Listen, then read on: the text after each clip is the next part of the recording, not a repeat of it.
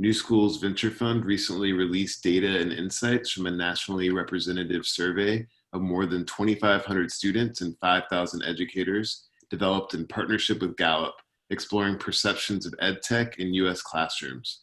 Today, Tanika Cheat-Clayton, managing partner, and Justin Waddell, associate partner, both from NewSchools Ed Tech team, will present report findings, including key takeaways and other critical information for entrepreneurs working to maximize the effectiveness of digital learning tools. Throughout the presentation, please feel free to submit questions using the chat feature at the bottom of the Zoom window. With that, I'll hand it over to Tanika and Justin. Thank you, Cameron. Hi, everyone. This is Tanika. I am so excited to be here to share with you some highlights from the NewSchools-Gallup report, thinking about it from the lens of, what does the EdTech entrepreneur and innovator want to know, or what can you learn from this survey that's important, that can inform your product development and marketing and sales strategies.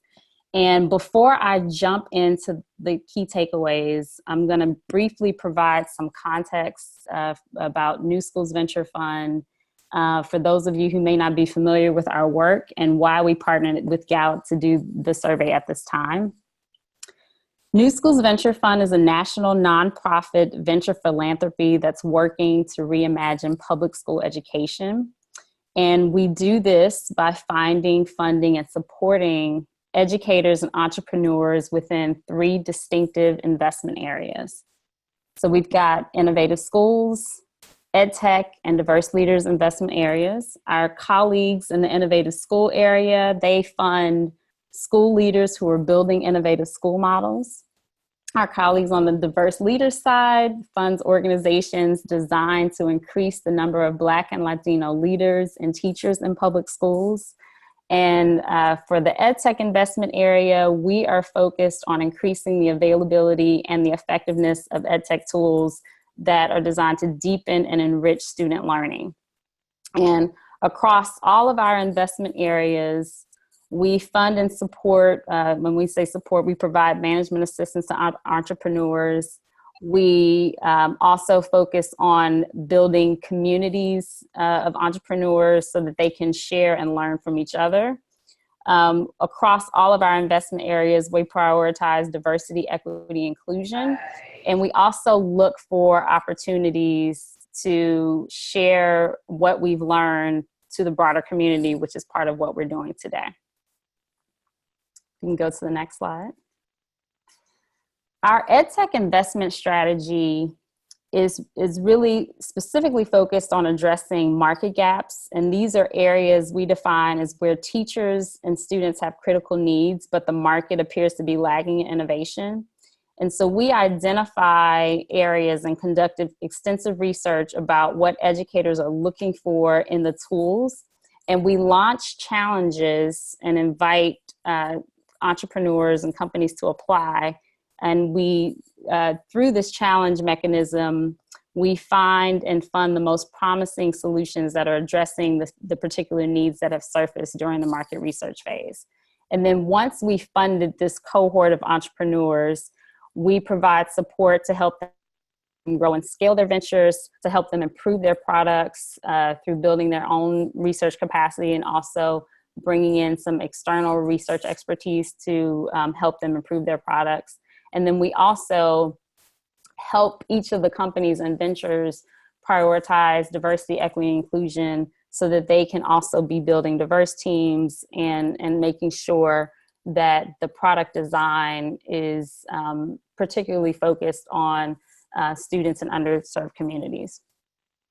And throughout, over the past 4.5 years, we've invested in 7 market gap areas. Most recently, we launched a challenge and funded entrepreneurs that were focused on the expanded definition of student success. And since 2015, we've invested in 90 early stage products. We've distributed over $10 million in unrestricted grant funding to companies that are nonprofits, early stage or later stage companies. We really focus on particular product and whether it's addressing the need of the actual market gap challenge. And we've also provided over $3 million in research support for all of the products that we funded. And through this work, we've learned a lot from all of the market research we've done in the particular market areas. And a lot of the initial market research that we did before we launched the Science Learning Challenge and the Middle and High School Math Challenge came from the Teachers Know Best report that the Gates Foundation did back in 2014. And since the Gates Foundation decided not to do that report again, we thought now was a good time to really go back and hear directly from educators and students. And we also decided, we added on students to the study. We made sure that we wanted to look to talk to students from grades 3 through 12. And we also wanted to hear directly from principals and district administrators. So we were excited to partner with Gallup. And part of the reason we partner with them is because, one, they have a great reputation in the field. Their credibility around methodology and the rigor that they use, definitely, we got to see that in action working with them over the past year for this survey. Leading up to, even talking to the over 3,000 teachers, over 2,500 students, and 1,000 principals and 1,000 administrators, they hosted focus groups in each of the stakeholder groups to really understand how they talked about this work, what terminology we should use. The different options that we listed in the questions came from the focus groups, and we would ask kind of similar questions, and we wanted to hear from them.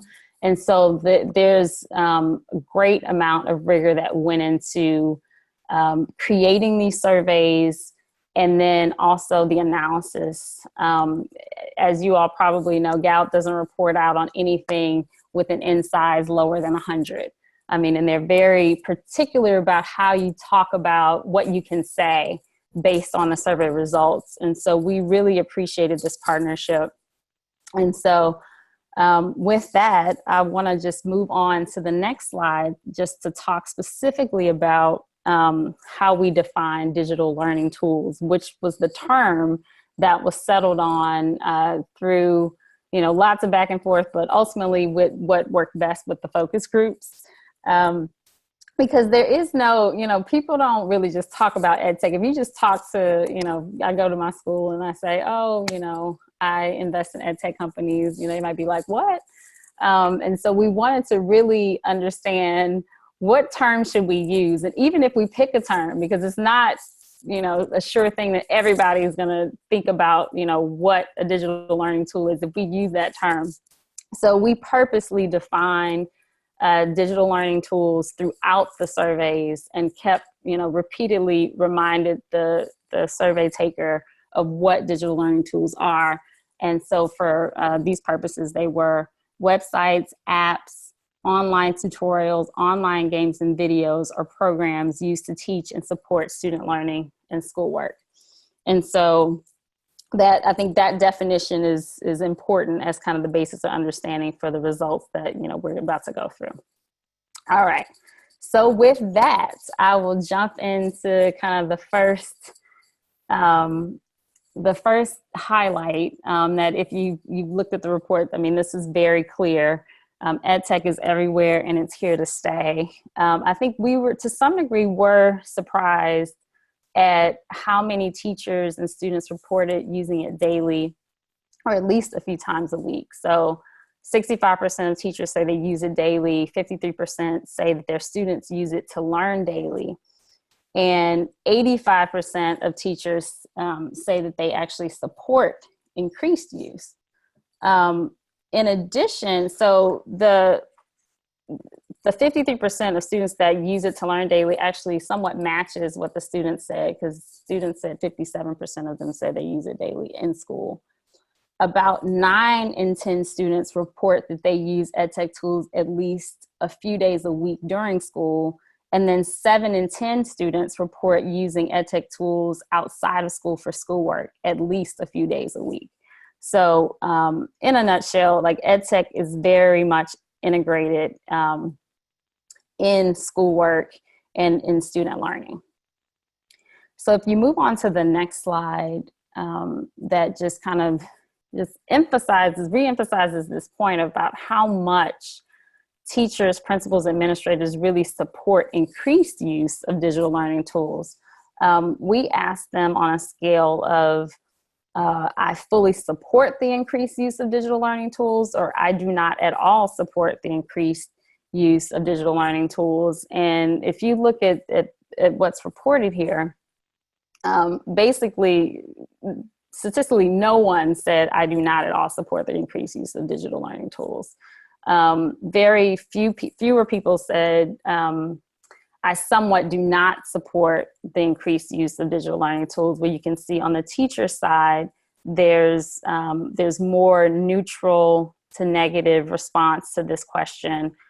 Less overall, I fully support, when you compare it to principals and administrators.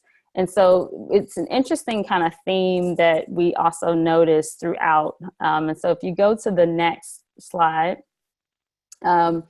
you can actually see, so I thought it was just interesting to highlight when you ask, why do you support the increased use of digital learning tools? You can see, some people talk about them having success with digital learning tools, what teachers prioritize. The number one reason ranked was I've had success in the past. The number two was I like experimenting with new instructional methods and tools. I thought it was interesting that a higher percentage of administrators or selected that they liked experimenting or believe that digital learning tools are effective at supporting student learning when compared to how teachers responded. So these are just some interesting tidbits when you look at how they ranked their beliefs or how they selected their beliefs between teachers, principals, administrators. And we noticed in a range of questions that principals and administrators, it was like the farther they were from the classroom, the more optimistic they were about the value that ed tech could bring. And, as we thought about this, we're like, okay, well, teachers are in the day-to-day reality of, what it's like when the ed tech tool breaks, or, what it actually means to implement something in a classroom. They've seen things work and not work and whatnot. Whereas on the flip side, principals and administrators, they may have visibility into other classrooms where they can see, tools, or some teachers having, huge outcome gains or something in one classroom that another teacher may not be privy to. And the same, likewise, for district administrators, they may be able to see schools or classrooms that have implemented a whole, and they're thinking about those success stories when they talk about what the value means to them or the potential of the value. But it's something we can continue thinking about, but it was really interesting to see how teachers generally weren't as optimistic as principals and administrators were. So moving on to the next takeaway, that teachers, principals, and administrators have different but overlapping priorities when selecting which tools to use, I think is super important to understand for ed tech entrepreneurs. So when you look at what teachers selected, in this particular question, they were asked they could only select 3 items. And this was out of 15 items. And the question was, what are the top 3 factors that are most important for selecting digital learning tools? So when you take all of the teachers in aggregate, number 1 is allows for personalized instruction based on student skill levels. 2 was provides immediate and actionable data on students' progress. And then 3 was engaging students with school and learning. And then when you look at what the top 3 for principals and district administrators are, I think as someone who's sold ed tech and, who's been out there talking to different people, this is not that surprising, right? So teachers are thinking about what they're trying to do in that moment to help, students gain mastery or engage students, and how the tool can really support them. for principals, yes, they're thinking about what information their teachers need to do their jobs better. They're also thinking about alignment to state and district initiatives, because they're principals. They want to make sure that their school is aligned to what the district has asked them to do. And then, they're obviously, really focused on the student learning outcomes and, what it looks like as a whole for their school. And then when you look at district administrators, their top priority was improve student learning outcomes. Second was supporting content that aligns with state standards or district initiatives. And third, easy to use. And I think the thing that you should be thinking about when you're working on your messaging, or you're thinking about how each of these stakeholders experience your product, is their experience actually meeting these particular needs that they have when they are first introduced to your product?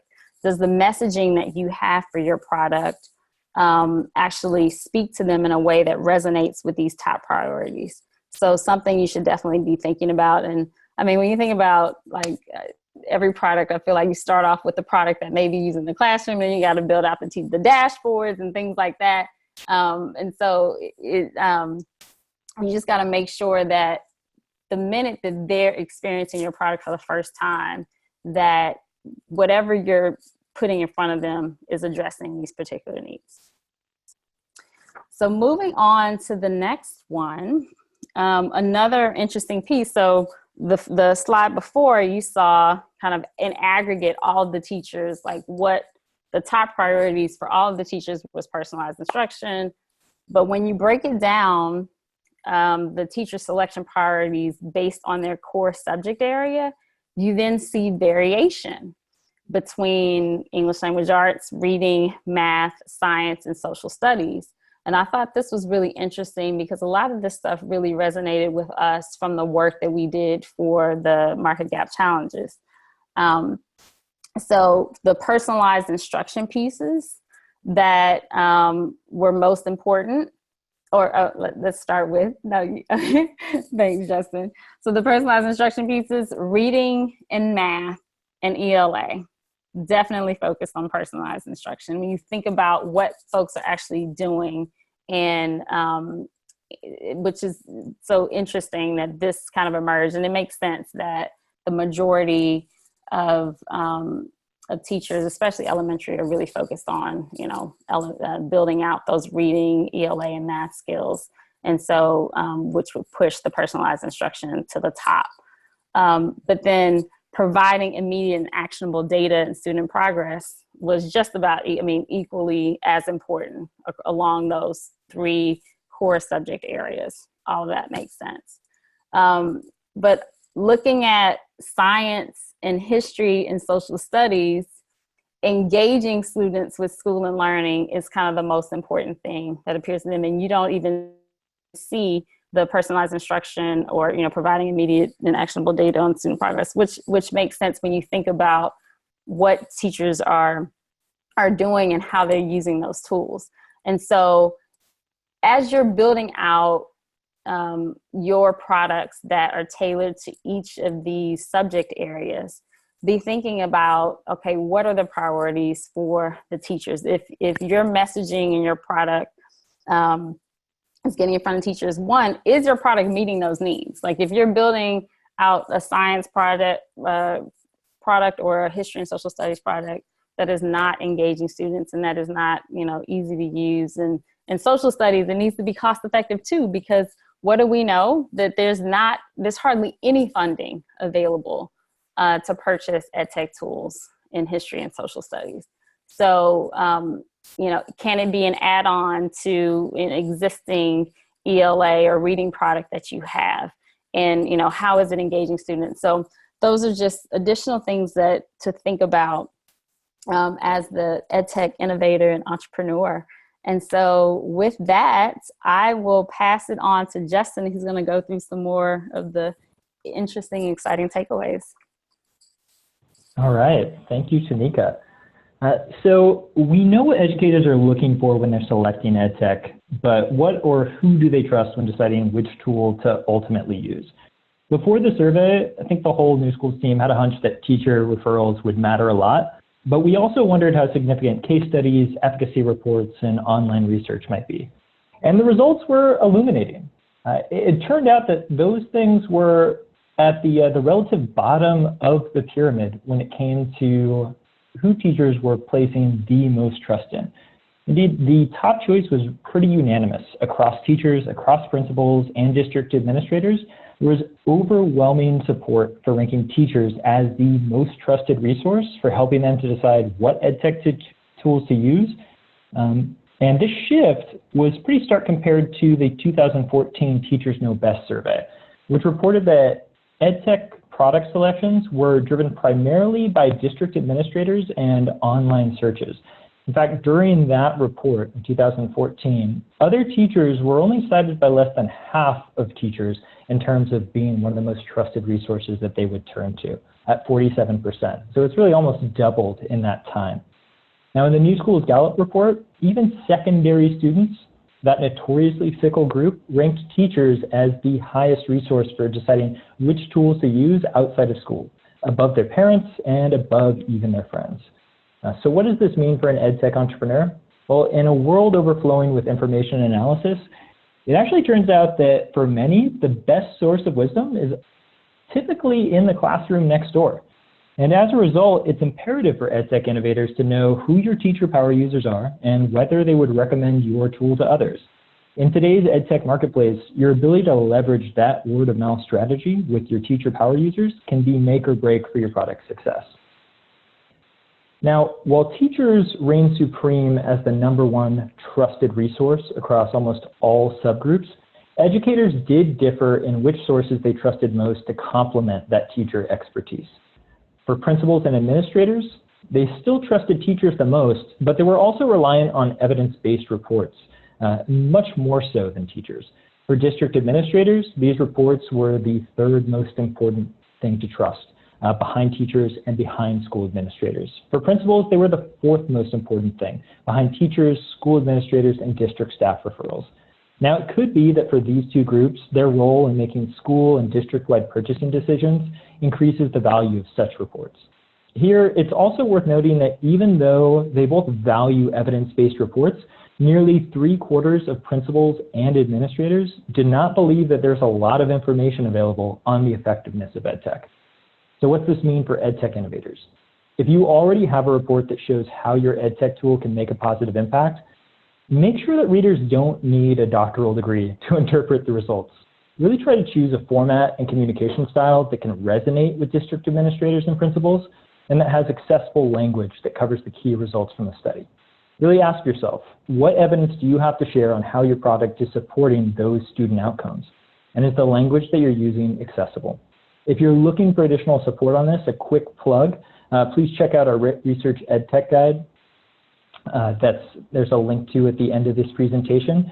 It has some resources that will help you think through that impact messaging for your evidence-based reports. So we've just reviewed the process of filtering and deciding upon ed tech tools. The natural next question is, who's paying for all of this? For most teachers, about 7 in 10, they use a combination of both purchased and free tools. Of these teachers, 68% say their district purchases the tools, and 60% say their schools do the purchasing.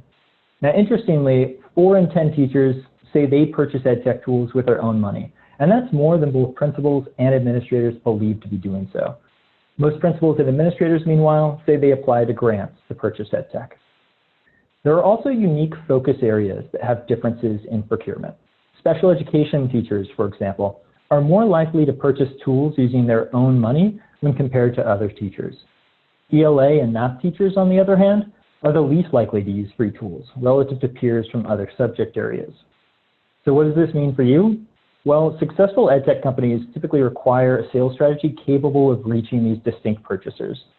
As demonstrated in the previous slides, it's important to understand the intersecting needs, influences, and procurement roles of teachers, principals, and administrators in order to effectively grow your product's footprint and impact.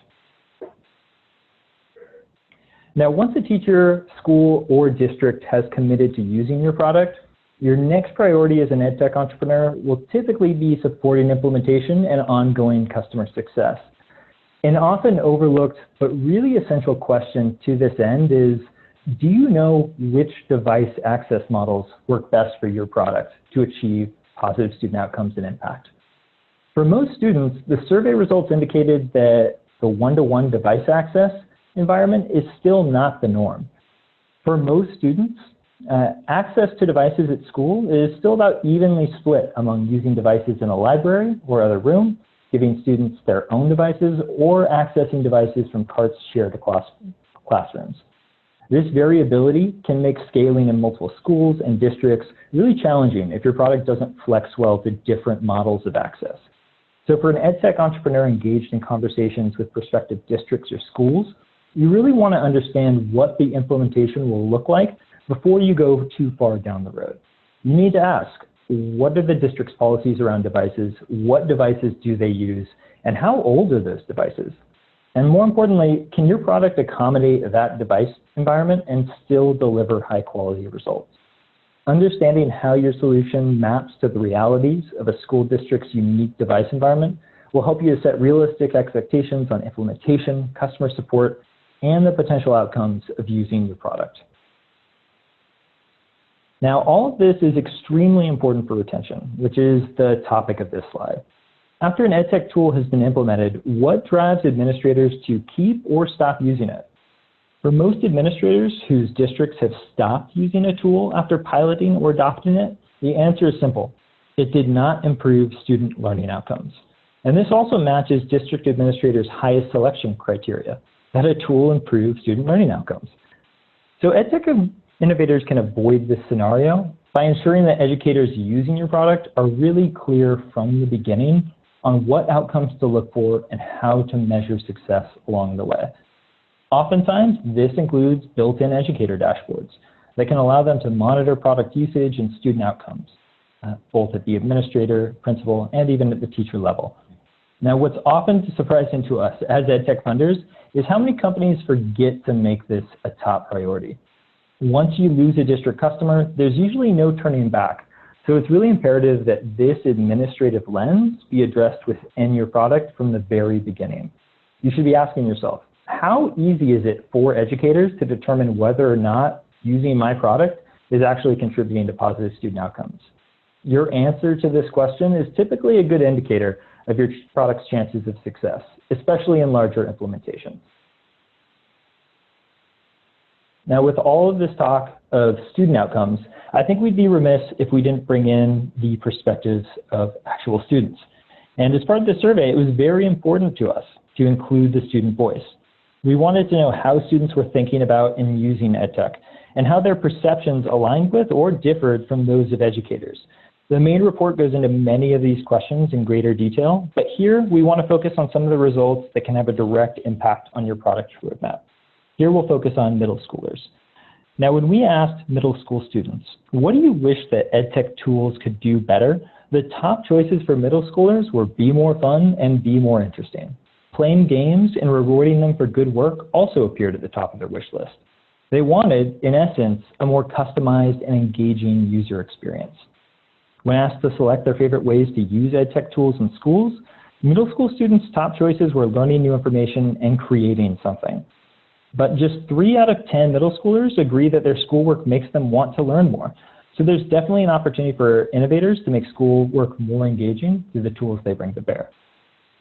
It's worth noting that today's students are digital natives, and they're very comfortable with technology and have high expectations for an enriching user experience. As an ed tech entrepreneur, you really have to ask, how does your product engage with middle school students in a fun, impactful way that meets their expectations? We also asked this same question, what do you wish ed tech tools could do better, of high schoolers? For high schoolers, fun is less important relative to being interesting.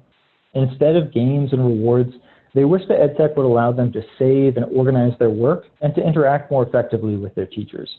They also want to be able to track their learning progress.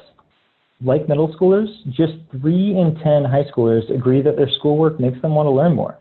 And only 44% of high schoolers say they can connect with their learning in school to life outside of the classroom, compared to 85% of elementary students. These perceptions do match our anecdotal sense of how students' engagement with and preferences for EdTech change as they get older. For EdTech entrepreneurs serving high school, the question is, how does your product really engage high schoolers' interests and give them the tools they need to support their own learning? Students today are expecting more from their EdTech, and in the interest in serving positive student outcomes, today's EdTech tools have an obligation to really rise to that challenge.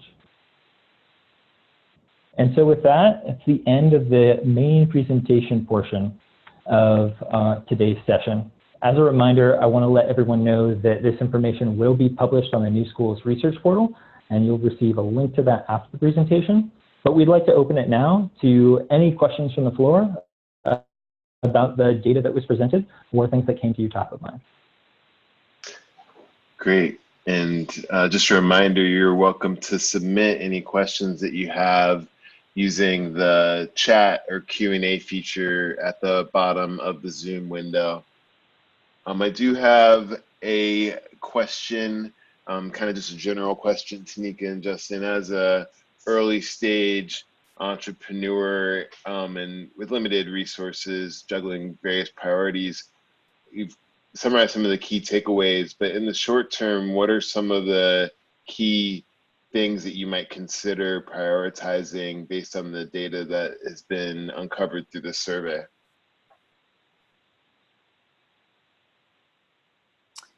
So I guess, I mean, if you're, thinking about, your product, and I'm not sure who asked the question, so I don't know what the context is for their particular product, but if you are, building a product that's targeting middle schoolers in a particular subject area, I mean, I would take the pieces that, that we're learning specifically from students, like thinking about how you're engaging students and, is it measuring up to what they say they want?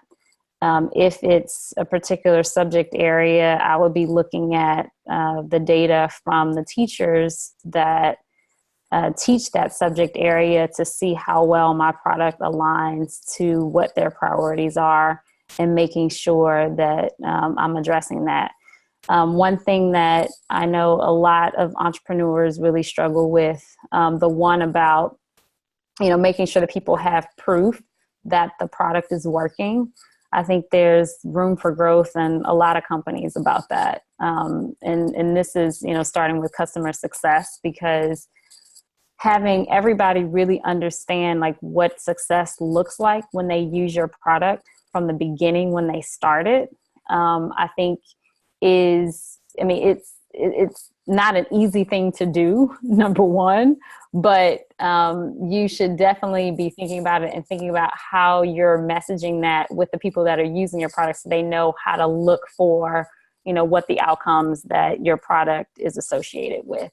And because I think that overall will increase your success of people actually engaging with the product, continue to implement it if they know that it is working. And so I would say that to me is one of the key things that I think people should focus on.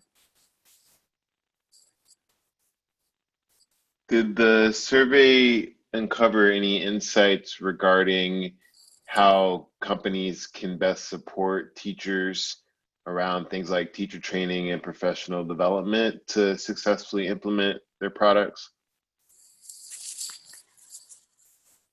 We did ask a question about the top reasons that teachers think that other teachers don't use digital learning tools. And so just to get a sense of what they thought were the barriers in implementation.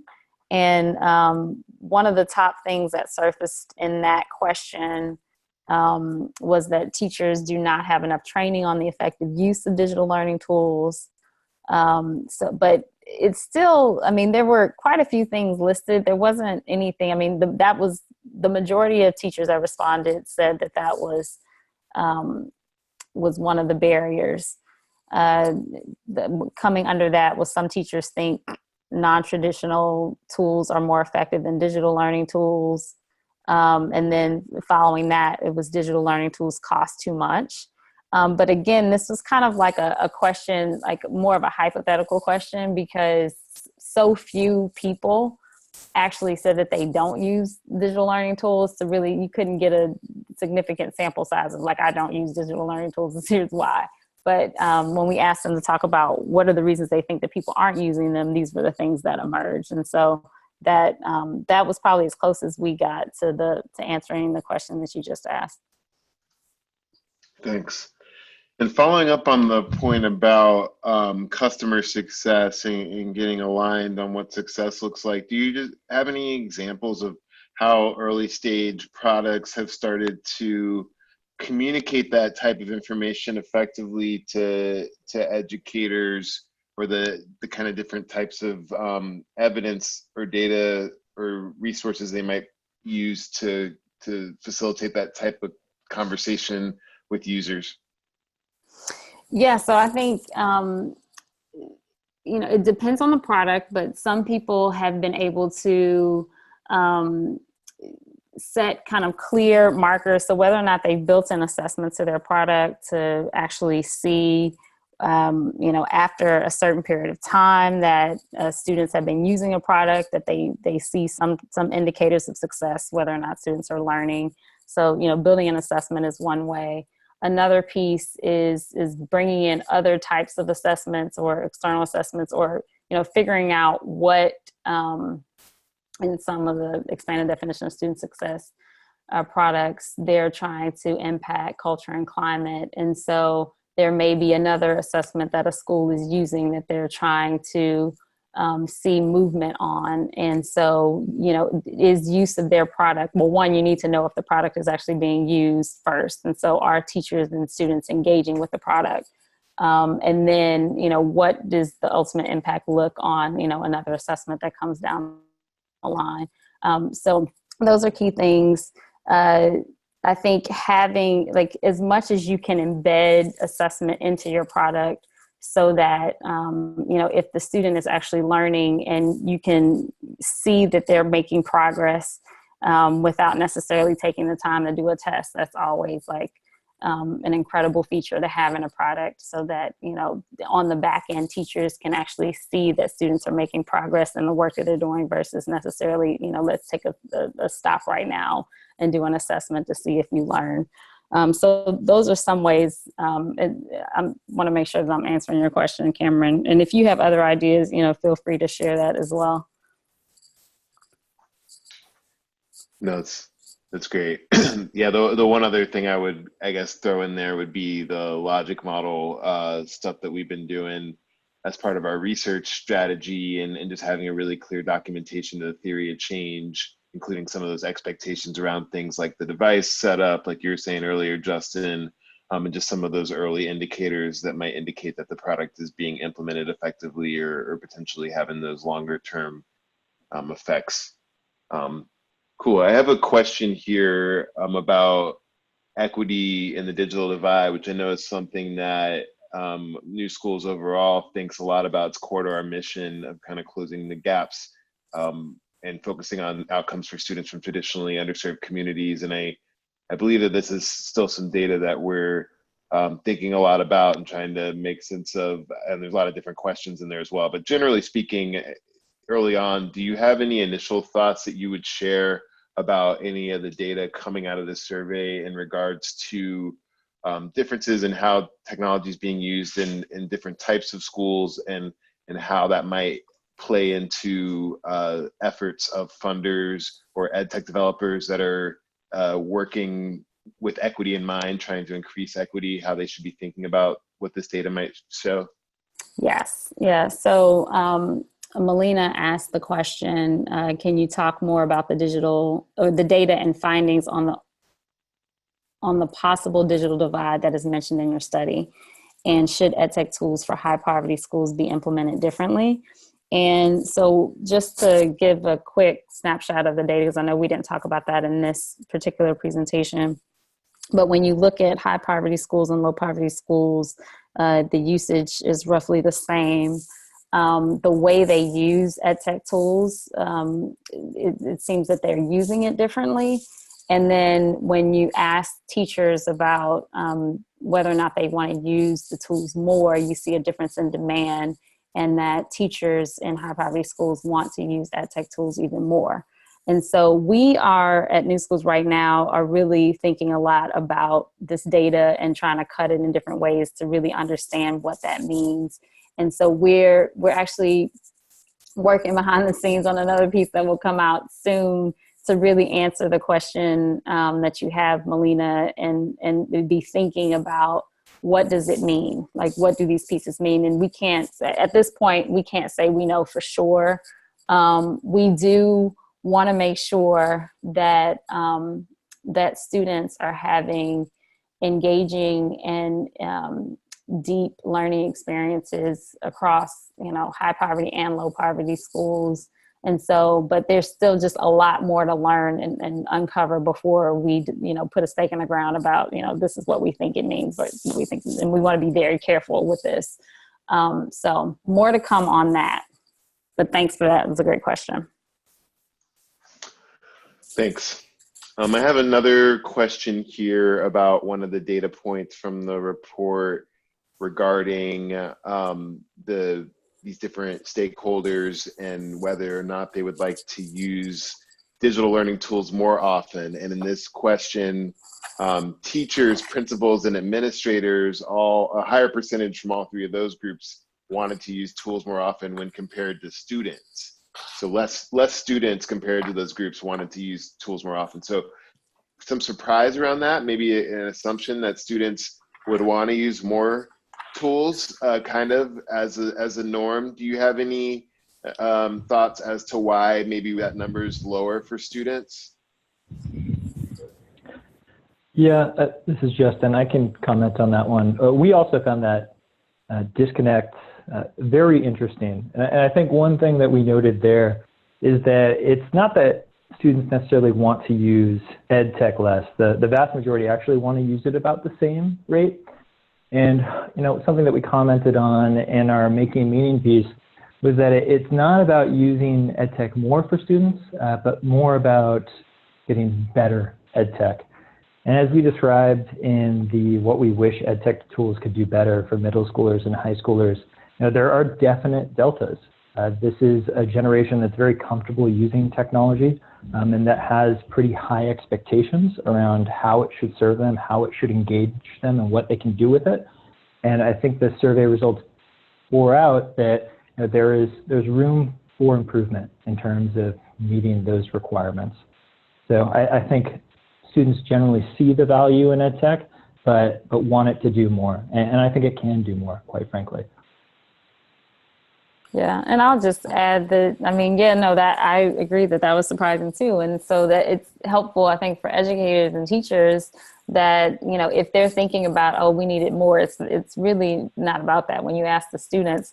Now, there is one group of students, and that's the elementary students, that the majority of them did say that they wanted to use it more. But when you look at the relative scale of how often they're using it versus